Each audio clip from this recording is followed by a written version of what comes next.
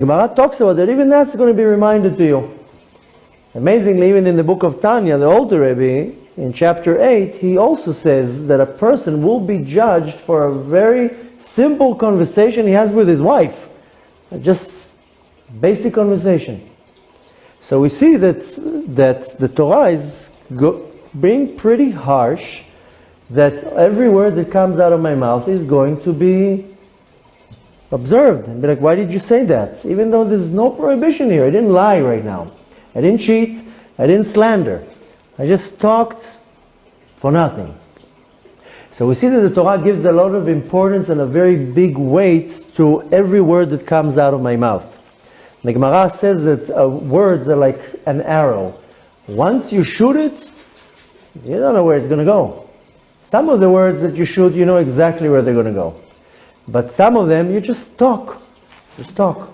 With no meaning to do anything harm. And it's funny, it's mamash hashgacha pratit. A few years ago was the Second Lebanon War.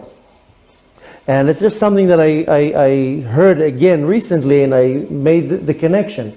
Now, if you remember, there was a certain individual, we're not going to say who, so we chas v'shalom not going to say lashon hara, but there was a certain individual that the day that the war broke out, he sold all his stocks in one of the banks.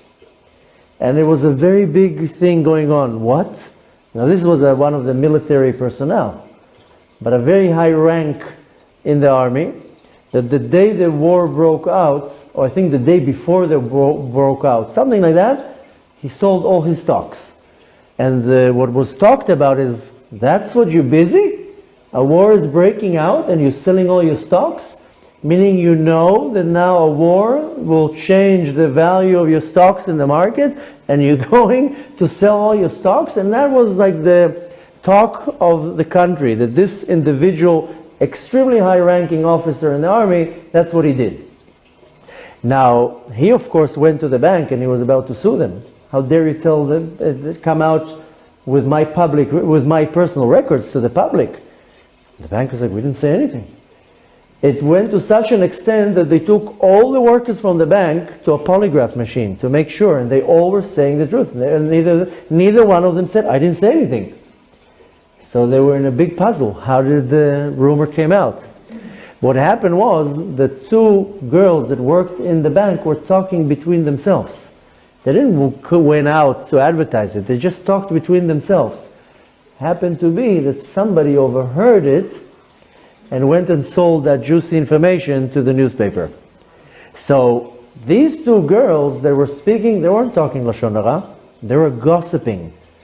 Because they didn't have the intention to hurt him, they didn't have the intention they just, in a very innocent way, was just talking between themselves. Did you see that building over there that he sold?